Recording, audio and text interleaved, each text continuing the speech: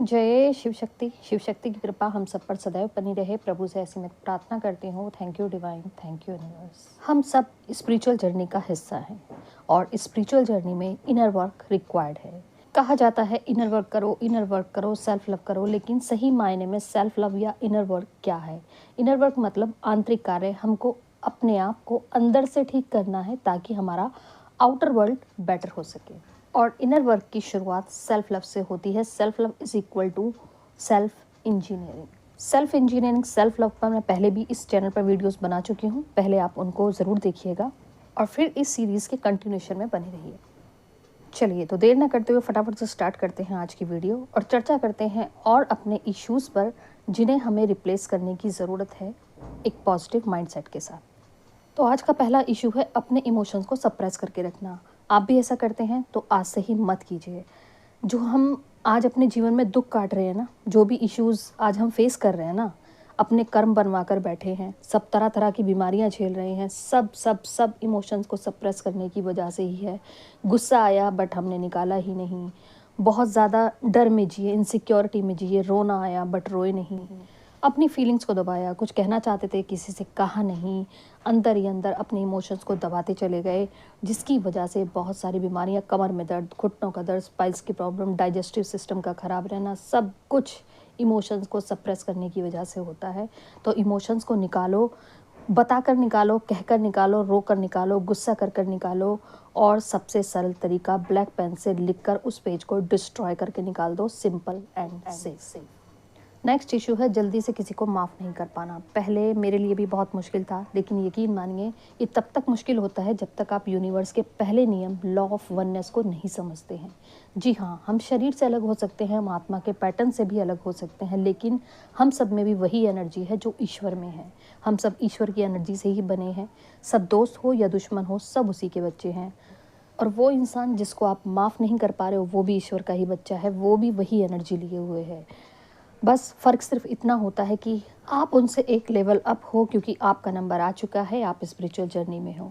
ये सब हो सकता है कार्मिक एनर्जी लिए हुए हों और आपको एक स्ट्रिक्ट टीचर की तरह सिखाने और आपको ग्रोथ कराने आए हों। तो किसी से भी नफ़रत नहीं करने का, उनके लिए भी थैंकफुल रहिए, क्योंकि आप ईश्वर का अनुभव कर पा रहे हो, उसमें उनका बहुत बड़ा योगदान है। क्योंकि अगर वो दर्द नहीं देते, सबक नहीं सिखाते, तो हमें ईश्वर की अनुभूति कैसे होती, हम ईश्वर को कैसे याद करते? क्योंकि कहते हैं ना, दुख में समिरण सब करे, सुख में करे ना कोई, जो सुख में सुमिरन करे तो दुख काहे को होए।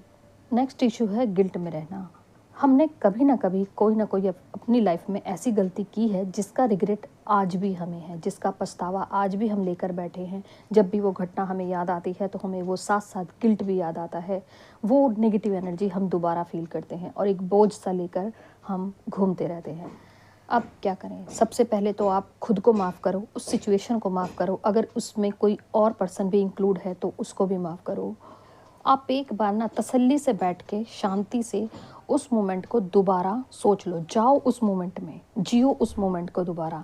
और जहाँ पे जो गलती हुई है, सबसे पहले वहाँ पे खुद को फॉरगिव करो। जो भी सिचुएशन रही होगी उसको फॉरगिव करो, वहाँ पे उस पर्सन को फॉरगिव करो, सब चीज़ों को फॉरगिव करो, ठीक है? और वहाँ पे जो आप ठीक कर सकते थे, जो आप दिल से करना चाहते थे कि इसकी जगह पे ये होना चाहिए था, वो काम वहाँ पे आप करके आओ। एक बार करो, 2 बार करो, 3 बार करो, देखना आपकी ये गिल्ट वाली एनर्जी सदा सदा के लिए ख़त्म हो जाएगी। नेक्स्ट इशू होता है नीड में रहना। हमें प्यार के लिए दूसरों की ज़रूरत है, हमें खुश रहने के लिए दूसरों की ज़रूरत है, हमें पैसों के लिए दूसरों की ज़रूरत है, हमें सुखी होने के लिए दूसरों की ज़रूरत है। क्यों? क्योंकि हमने खुद से प्यार नहीं किया, हमने खुद को खुश नहीं रखा, हमने अपने लिए काम नहीं किया, इसलिए हम दूसरों को तलाशते हैं। और इस तरह से हम अपनी चाबी, अपनी खुशियों की चाबी किसी और के हाथ में दे देते हैं कि तू मुझे खुश रख। ये प्रॉब्लम तब ख़त्म होगी जब आप अपनी सेल्फ रिस्पेक्ट करोगे, अपनी वैल्यू को समझोगे, अपने सेल्फ लव में आओगे, जब अपनी पूर्ति आप खुद से करना शुरू करोगे। जैसे मैंने बताई हैं वैसे अपनी प्रायोरिटीज़ को सेट कीजिए और अपने को इम्पोर्टेंस दीजिए। नेक्स्ट हमारा इशू हो सकता है मैं नो नहीं कह पाती या कह पाता। लोग क्या कहेंगे, मुझसे बैड कर्मा बन जाएगा, काम कर दूंगी तो शायद अच्छे कर्मों में इंक्लूड हो जाएगा, चाहे फिर मेरी तबीयत ही क्यों ना ख़राब हो जाए, चाहे फिर मेरा नुकसान ही क्यों ना हो जाए। अपने आप को तकलीफ़ देके, अपने आप पर बर्डन बनाकर आप कौन सा अच्छा कर्मा क्रिएट कर रहे हो? वही सेम बात जब अपने लिए जीना शुरू करेंगे तो नो कह पाएंगे। नेक्स्ट इशू है नो डिसिप्लिन। हम अक्सर डिसिप्लिन में नहीं रहते, लेकिन हम दूसरों से यही उम्मीद करते हैं कि वो डिसिप्लिन में रहे, सब कुछ काम मेरा डिसिप्लिन में चले। लेकिन स्पिरिचुअल प्रैक्टिसेस को हम अपने डिसिप्लिन में नहीं रखते हैं, उनके लिए हमने कोई टाइम टेबल नहीं बना के रखा है। बट इनर वर्क डिसिप्लिन में रहकर ही होता है। इनर वर्क के लिए टाइम निकालना चाहिए। मी टाइम अपना रिजर्व रखिए। वो टाइम ऐसा टाइम होना चाहिए जब आप अपनी स्पिरिचुअल प्रैक्टिसेस करें और आप अपने साथ हों, अपने इनर वर्क के लिए काम करें। और बिल्कुल ये जब आप अपनी प्रायोरिटीज़ को सेट करते हैं, ये उसी से हल होगा। नेक्स्ट जो हमारा इशू है, बहुत कॉमन सा इशू है, वो है निराश रहना, उदास रहना। ये हमारे अंदर बहुत बड़ी कमी होती है कि मैं आशावादी हो ही नहीं पाती, क्योंकि मेरे जो पास्ट बैड एक्सपीरियंसेस हैं मुझे आशावादी होने ही नहीं देते। एक अच्छी चीज़ें मेरी लाइफ में चल भी रही होंगी ना, लेकिन एक फेलियर आएगा कि हमें वो निराश करके चला जाता है ना। सारी हमारी होप जो होती है उस पर पानी फिर जाता है, फिर हम रोते हैं और हार मानकर बैठ जाते हैं, फिर सोचते हैं कि अब कुछ नहीं करना। इससे बाहर कैसे निकलें? इससे बाहर पहली बात तो ये है कि जैसे भी हमें कोई नेगेटिव थॉट आ रहा है, हमें उसे तुरंत पॉजिटिव थॉट से रिप्लेस करना है जो आपको अच्छा लगता हो। अब वो चाहे पॉजिटिव चीज़ आपके पास है या नहीं है, वो बाद में देखेंगे। फ़िलहाल आपको ये हैबिट में डालना है, ठीक है? जब भी नेगेटिव थॉट आना है उसको पॉजिटिव से रिप्लेस कर देना है। दूसरा क्या करना है, दिन में कम से कम भी 2 मोटिवेशनल वीडियोस को ज़रूर देखिए, पॉजिटिव वीडियोस को ज़रूर देखिए। अपने आसपास नेगेटिव लोगों से, उनकी बातचीत से, उनके सर्कल से दूर रहिए। आपकी लाइफ में जो भी अच्छा है उस पर ध्यान दीजिए, उस पर फोकस कीजिए, क्योंकि जिस चीज़ पर आप फोकस करते हो वही चीज़ बढ़ती है। अगर आपके पास 1000 नहीं है, 100 रुपये है ना, तो 100 रुपये को थैंकफुल रहिए, 100 रुपये के लिए थैंकफुल रहिए, ईश्वर का वहाँ पे शुक्रिया अदा कीजिए। शायद किसी के पास 100 भी ना हो, ठीक है? तो इस तरह से अपने माइंडसेट को पॉजिटिव माइंडसेट में कन्वर्ट कीजिए। नेक्स्ट हमारा इशू हो सकता है कि हम दूसरों को जज करते हैं। कभी भी किसी को उसके रंग रूप, फाइनेंशियल स्टेटस, मेंटल लेवल या पद प्रतिष्ठा की वजह से जज नहीं करना चाहिए, क्योंकि जो है जैसा भी है वो ईश्वर का क्रिएशन है। और अगर हम किसी को भी जज कर रहे हैं, इट मीन्स हम ईश्वर के क्रिएशन पर उंगली उठा रहे हैं, उसको पॉइंट आउट कर रहे हैं। कोई भी पर्सन जैसा भी है, जो भी है, वो अपने सोल लेवल की वजह से है, अपने कर्मास की वजह से है, क्योंकि जो ईश्वर पूरी सृष्टि चला रहे हैं उनसे तो गलती नहीं हो सकती ना।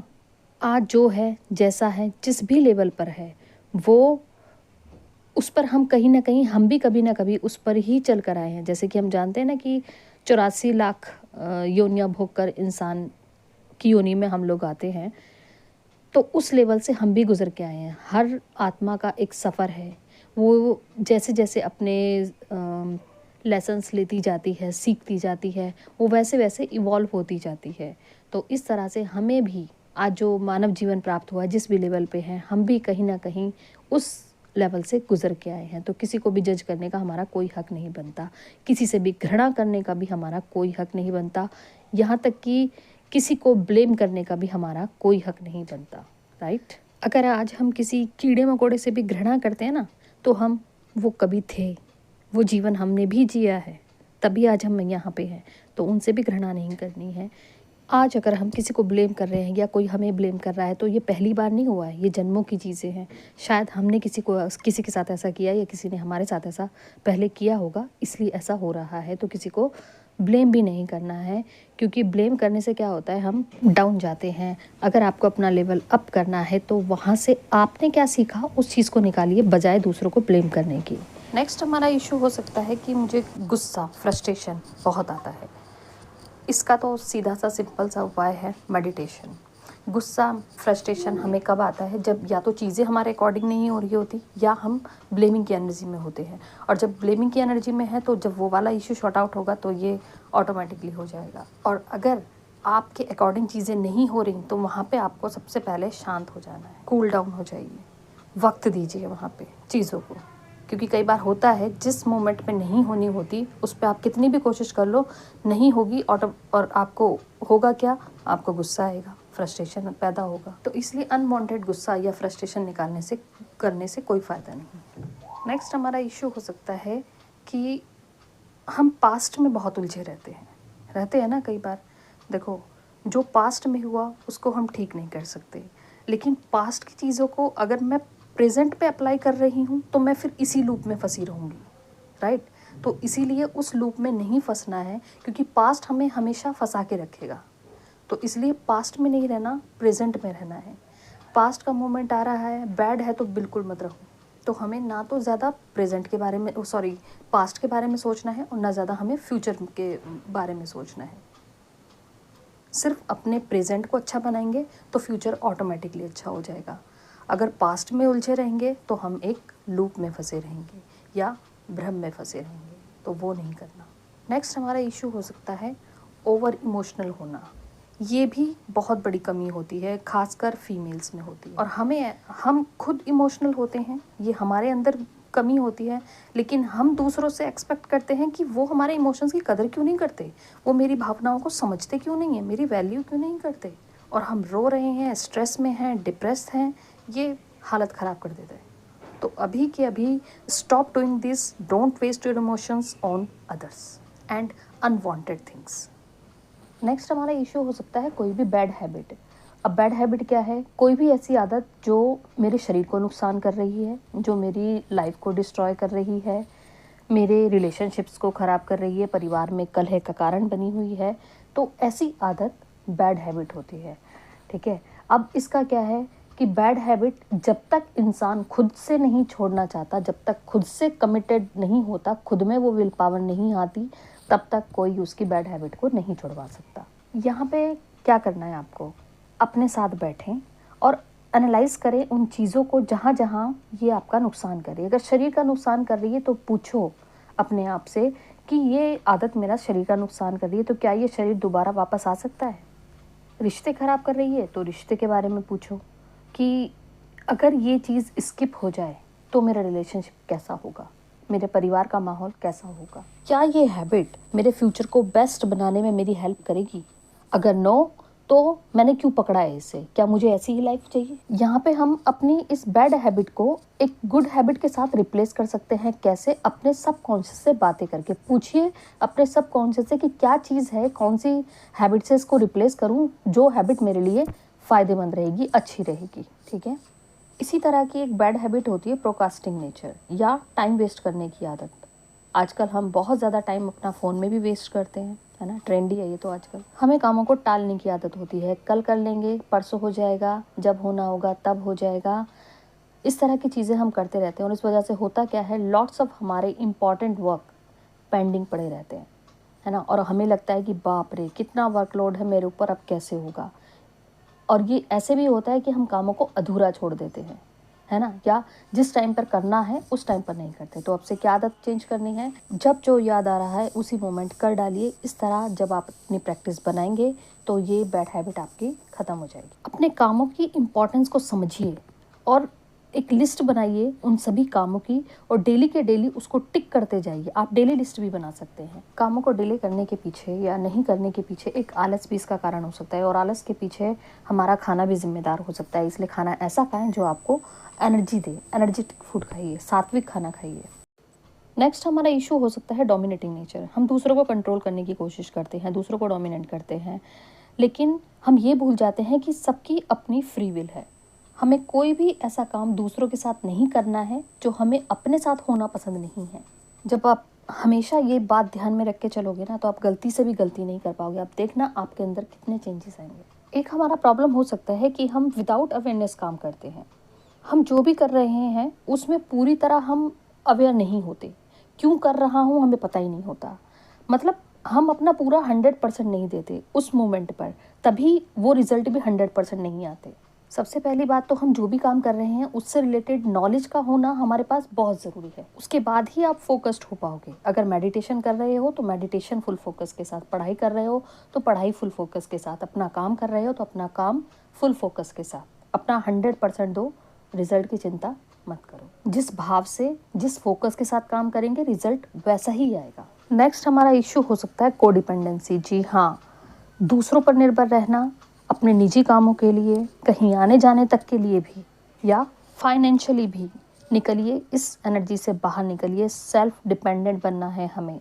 आपको क्या क्या काम आता है? कोई ऐसा स्किल जो आपको कमा के दे सकता है, जिसे आप यूज़ करके या सेल करके पैसे कमा सकते हो, आज ही उसे मनी में कन्वर्ट कर लिए। अपने लिए स्टेप लो, स्टैंड लो, फियर की एनर्जी से बाहर आओ। स्पेशली फीमेल्स बहुत ही फियर में रहती हैं, कभी पेरेंट्स का फियर तो हस्बैंड का फियर, कभी समाज का फियर, लोग क्या कहेंगे। अरे यार, लोगों के लिए नहीं, अपने लिए जीना शुरू करो, अपने लिए जियो। आपकी लाइफ है ये।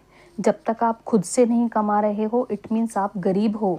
सब कुछ है आपके पास, उन सबको स्किप कर दो, फिर देखो आप अपने में क्या हो, इंडिविजुअली आपकी क्या पहचान है, क्या हो आप, क्या सोर्स है आपके पास कमाई का। तो अपनी कमाई का सोर्स बढ़ाओ। आप किसी भी देवी देवताओं को देख लो, सब अबंडेंस में है, सब प्रॉस्पेरस है। तो को डिपेंडेंसी से बाहर निकलिए, सेल्फ डिपेंडेंट बनिए। बहुत सारे सोर्सेज हैं आपके पास, सोशल मीडिया है आपके पास हेल्प के लिए। जल्द से जल्द इस विकार से बाहर आए। इसके अलावा भी कई इश्यूज हो सकते हैं आपके, जैसे कंजूस होना या पेशेंस की कमी होना आप में, ज़्यादा बोलना या कम बोलना। अति तो देखो किसी भी चीज़ की अच्छी नहीं होती, तो बैलेंस में रखना है खुद को। और इन सब इश्यूज़ का टोटल निचोड़ है सेल्फ लव की कमी। जी हाँ, हमें अपने अंदर सेल्फ लव को बढ़ाना है, सेल्फ लव करना है खुद से। हमारी आदत क्या रहती है, दर्द हो रहा है पहले काम कर लूँ, तबीयत ठीक नहीं है पर उनके लिए काम कर दूँ। खुद को प्रायोरिटी नहीं देते, जबकि सारी रिस्पॉन्सिबिलिटीज़ को हम प्रायोरिटी बनाया हुआ है हमने, उनको प्रायोरिटी देते हैं।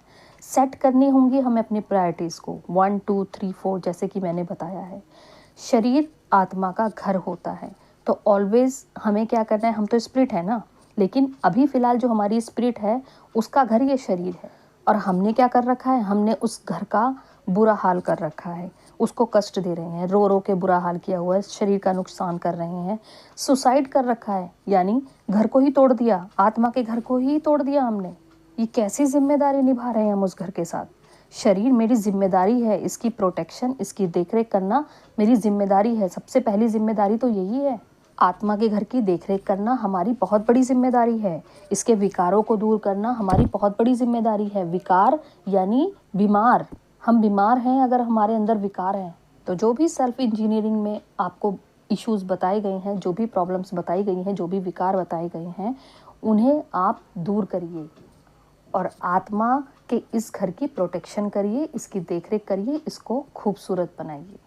फिर देखना आपकी आत्मा आपके साथ कितना सुंदर व्यवहार करती है। आप जो चाहोगे वैसे ही आपकी आत्मा बिहेव करेगी आपके साथ। तो इसके साथ ही आपसे विदा लेना चाहूँगी। सेल्फ लव करते रहिए, बहुत ही ज़रूरी है, और अपनी लाइफ को खूबसूरत बनाइए। आपको वीडियो कैसी लगी, प्लीज़ कमेंट बॉक्स में अपनी फीलिंग्स को ज़रूर एक्सप्रेस कीजिएगा। आपकी फीलिंग्स देखकर मुझे भी अच्छा लगता है। सेल्फ लव से रिलेटेड कोई भी क्वेश्चन है तो आप वो भी वहाँ पे पूछ सकते हैं। लाइफ से रिलेटेड कोई क्वेश्चन है आपका या आपके अपनों का, तो आप टैरो ट्रेडिंग से निकलवा सकते हैं, वो भी 90 to 100% एक्यूरेसी के साथ। स्क्रीन पर दिए हुए नंबर पर अभी संपर्क करें, व्हाट्सएप कर सकते हैं आप। बाकी सारी जानकारी आपको व्हाट्सएप पर दे दी जाएगी। धन्यवाद। जय शिव शक्ति।